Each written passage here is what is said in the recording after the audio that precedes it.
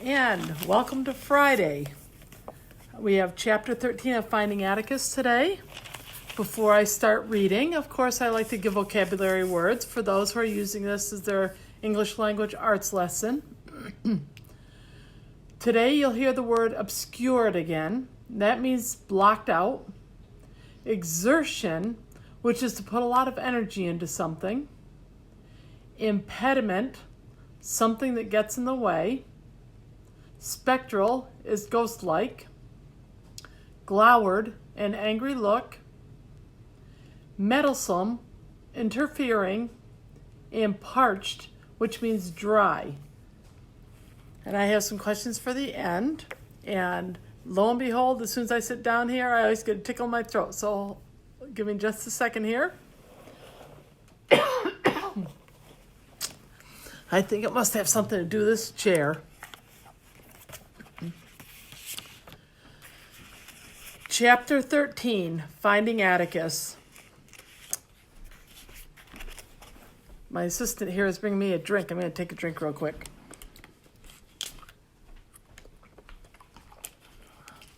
There, hopefully that will help. I'm not sick. I think it's just this dry air in the house.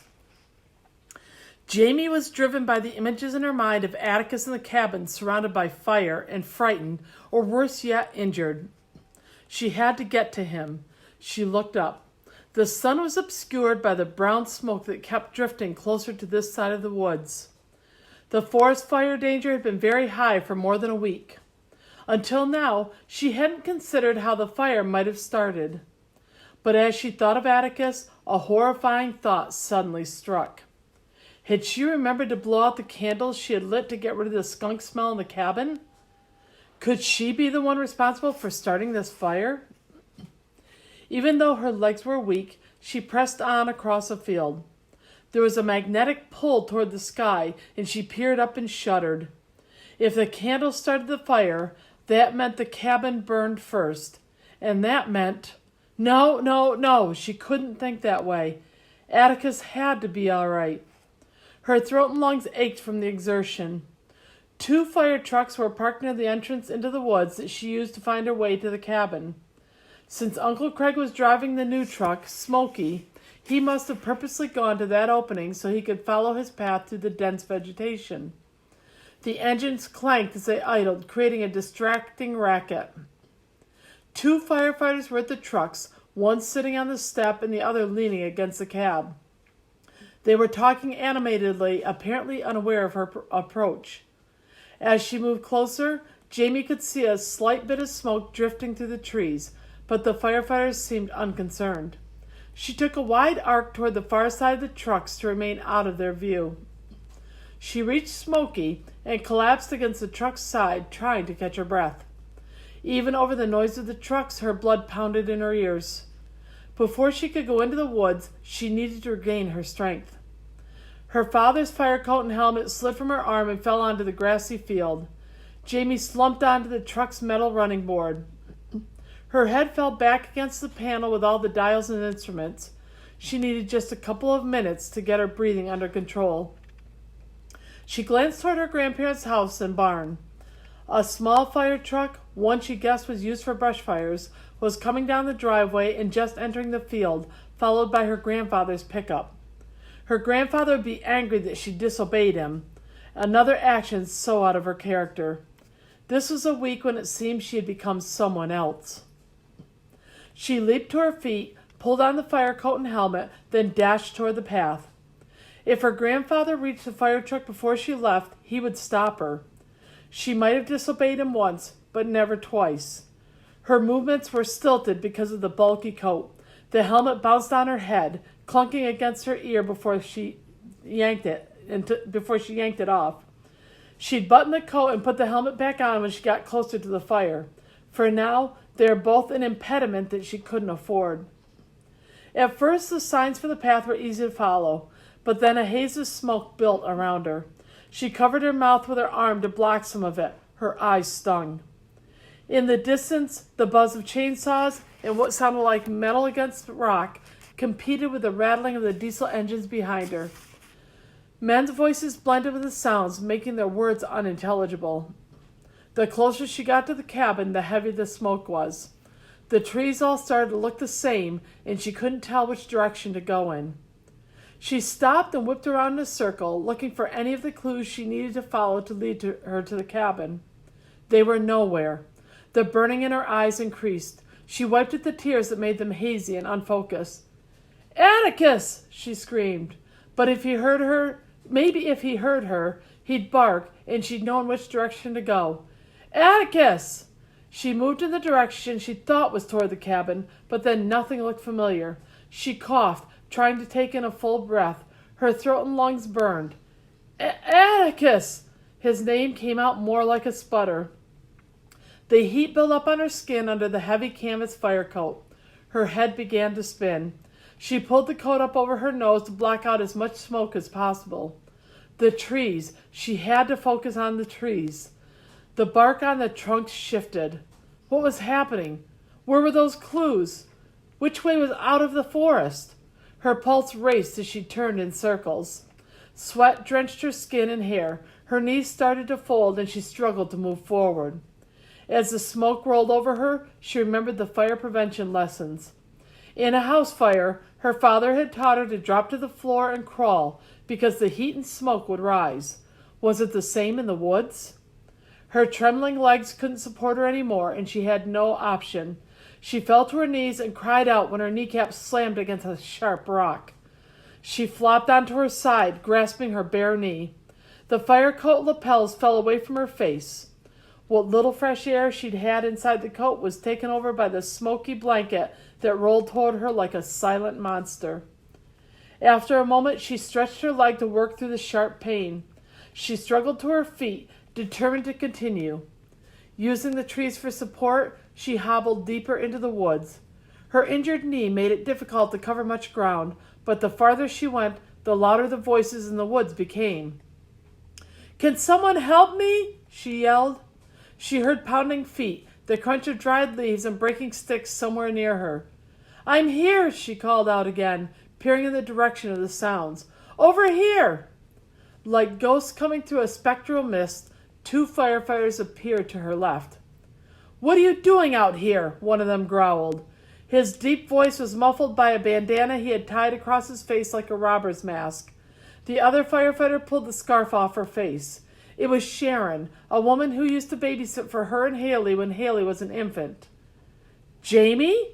Sharon's surprise was obvious. Jamie nodded. Her lips trembled as much from fear as lack of oxygen. Sharon tipped the helmet back from Jamie's forehead and looked into her eyes. "Are you all right? Here, sit down." She held Jamie's elbow and assisted her to the ground. "You are limping pretty badly. What hurts?"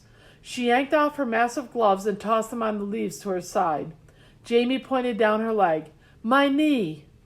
Sharon wrapped her fingers around Jamie's leg just below her knee and pressed gently. "Does that hurt?" Jamie shook her head. Sharon worked her way up, checking for tenderness in intervals until she reached Jamie's knee. "How about here?" "Ow!" Jamie jerked her leg back when her friend pressed her fingers against the delicate spot. Placing her hand under Jamie's knee to support it, Sharon asked, "Can you bend it?" Jamie opened her mouth to speak, but the smoke choked her and no words came out. Instead, she nodded and fought back tears. She didn't want to worry about this. Her physical concerns didn't matter at the moment. They needed to get to Atticus.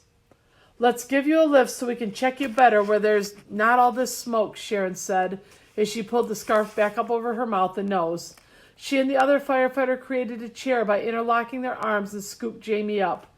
"No!" Jamie struggled to get away, twisting in their arms.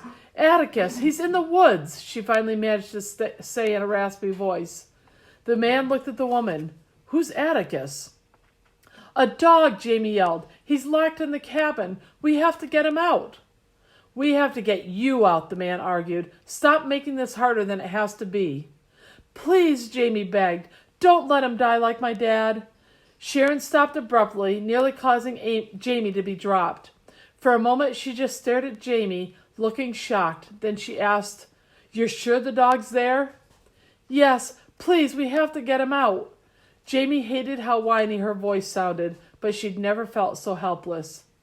"You have a radio, Steve," Sharon said, nodding toward the microphone clipped to his jacket lapel. "Call Craig." Steve's face creased with annoyance, but he picked up the microphone as instructed. "This is car 764. Get a message to Captain Reston that we have his niece with us, and she says there's a dog in some cabin in these woods." "Roger that," someone responded. "Captain Reston, did you copy that?" Jamie heard Uncle Craig's voice come over the radio. "Can you repeat?" "Tell him Atticus is in the cabin he built with my dad," Jamie said. "Repeating message to Captain Reston. According to your niece, there's a dog in the cabin that you built with her father. 10-4. I'm going in that direction now." He sounded so calm and matter-of-fact that Jamie wondered if her uncle realized how serious this was. "There. Now can we get out of here before we all die of heat stroke or smoke inhalation?" Steve grumbled. "Take it easy, Steve," Sharon chided him. He glowered at Sharon and then glanced around. "Do we even know which way is out?" Sharon looked over her shoulder. "We just came past that double set of rocks, so there's where we came from." Steve grumbled again. "Great, at least we know where not to go." The radio crackled to life again with her uncle's strong voice. "I've got the dog." Jamie wanted to jump from the firefighter's arms and dance until her uncle continued with the next transmission. "I'm carrying him out now. Prepare a canine oxygen mask." Just as rapidly, her heart sank. "Carrying him? Oxygen mask?" Jamie sputtered, trying to breathe and get the words out, but the smoke was too strong. Her blood suddenly felt ice cold. Why was he carrying Atticus? What did that mean? "Which way are you coming, Captain?" Jamie could hear a truck engine in the background when this person spoke.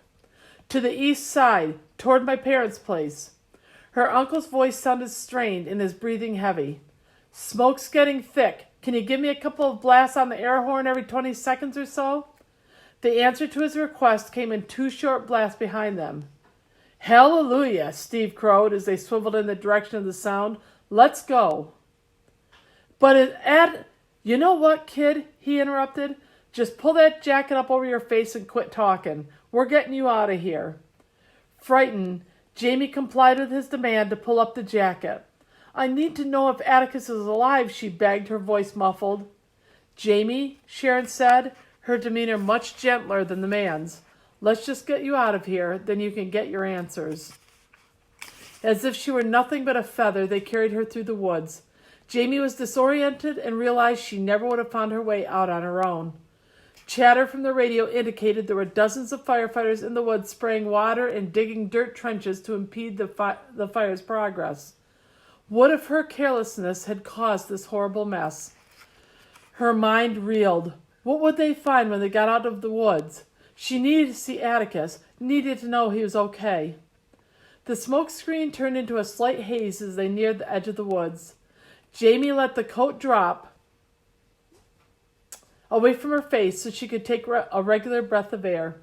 The fire truck's engines grew louder, indicating they were almost out.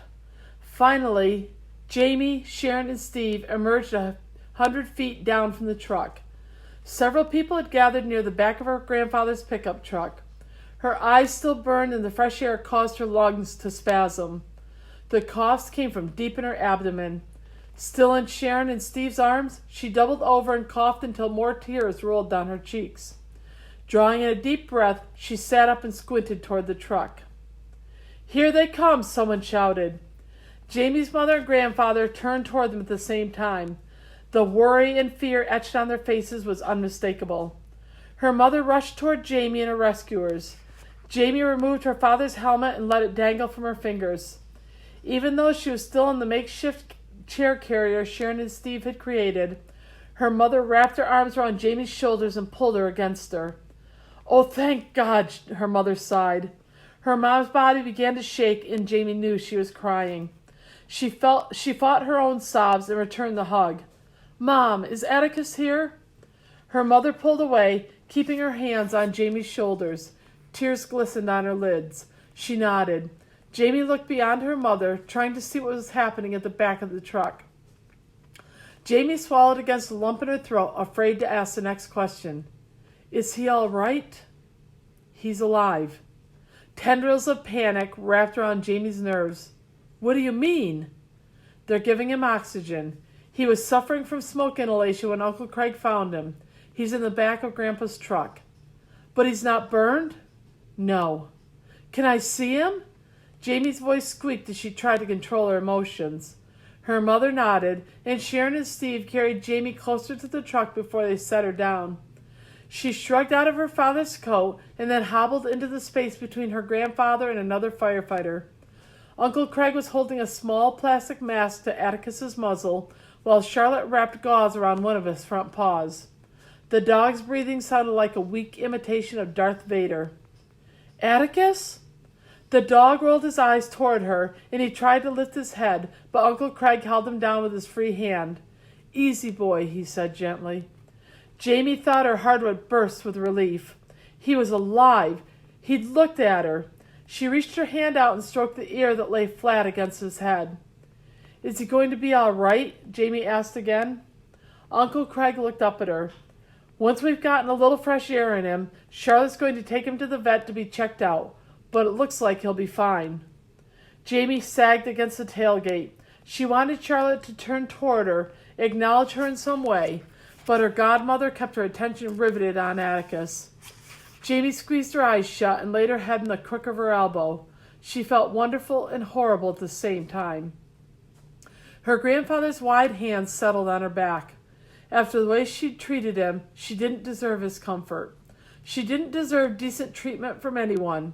She was responsible for all of this, for every problem and mess in the last 2 days.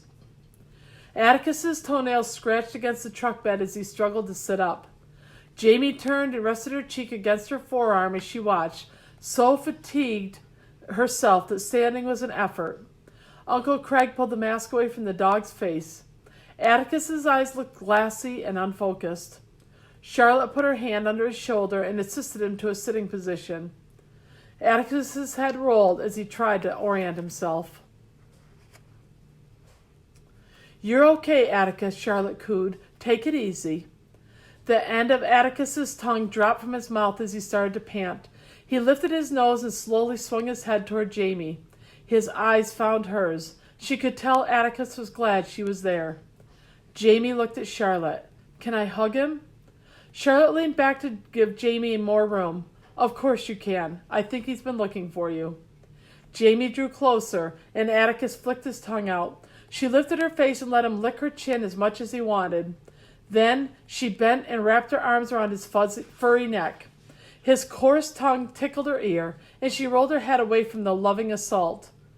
You're a good boy, she murmured. I'm so sorry this happened. She had to tell him, but she didn't think she said it loud enough for anyone but Atticus to hear. She heard the others sniffling and knew there were different reasons for each of them to be emotional.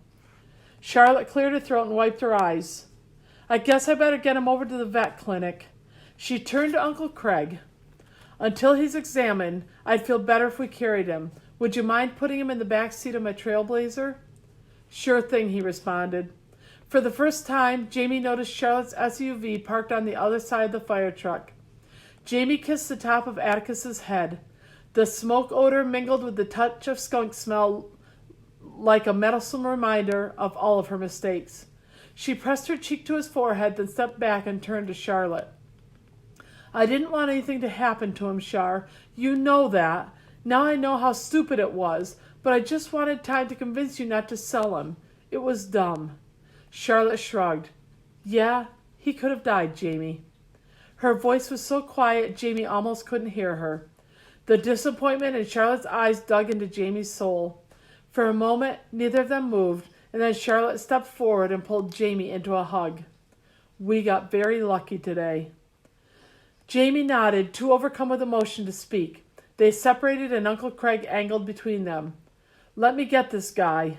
He lifted Atticus and carried him across the field. Charlotte walked ahead of him so she could open her vehicle's door.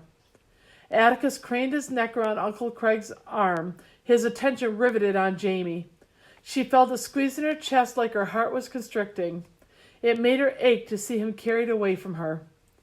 Can I go with him, she asked. Her mother moved next to her. No, you're staying here so we can check out your knee. It's nothing. Sharon set a big blue bag on the tailgate. Let us decide that.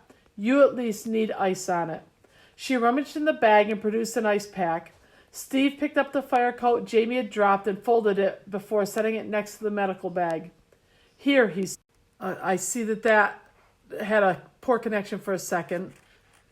So you didn't miss anything because I hesitated as soon as I saw that. Jamie started to protest and then decided she'd already made enough bad decisions.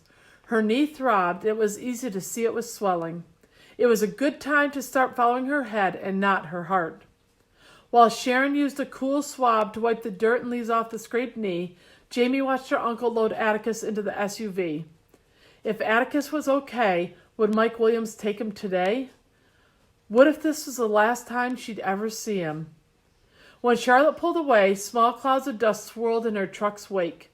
They matched how Jamie felt. For the last week, a tornado of emotions had swirled around her. And, just like a tornado, there was a lot of damage left behind. Grandpa Reston stepped up and leaned against the side of the truck just as Uncle Craig rejoined them. Just wanted to check on you before I head back into the woods, her uncle said. I'm okay. She stared at the ice pack on her leg. A question that she was afraid to ask burned in her mind. There was no doubt she had seriously damaged her family's trust in her, and admitting another major mistake might send them all over the edge. But it was time to accept the responsibility for her actions and face whatever consequences came with it. She licked her parched lips, reminded of the heat and smoke in the woods. Uncle Craig, I'm afraid I might have caused this fire. There, she'd said it. Now there were no more secrets. Everyone turned and stared at her. Why do you think that? He asked. I had candles out in the cabin. A skunk sprayed last night and it smelled really bad, so I tried to get the smell out with the candles. I don't remember if I blew them out this morning. Her grandfather cleared his throat, then said, You did. That's the end of chapter 13. We'll pick up again on Monday at 1:30 with chapter 14. We have 4 chapters left. So Monday, Tuesday, Wednesday, and Thursday, we'll be sharing again from Finding Atticus. I do have questions for you if you're using this for your English language arts class. One of them is when someone makes a decision from their heart and not from their head, it means they didn't carefully think through the decision, but instead reacted with their emotions. We've seen in this book that Jamie has done that a lot. She did it again in this chapter, and it could have had devastating consequences. What could have happened to her with her decision to go into the woods? And keep in mind when she got in there and how that smoke affected her. Another question, how could that decision to go into the woods have affected the firefighters fighting the fire? And finally, what do you think Jamie should do at this point? She's just admitted that she thinks that she set the fire, and she's just admitted that she's the one who hid Atticus in the woods. But what else should she do at this point to maybe make things right? Have a great weekend. Everyone stay safe and healthy. And if you can, spend some time outdoors and get some fresh air. Take care. Bye.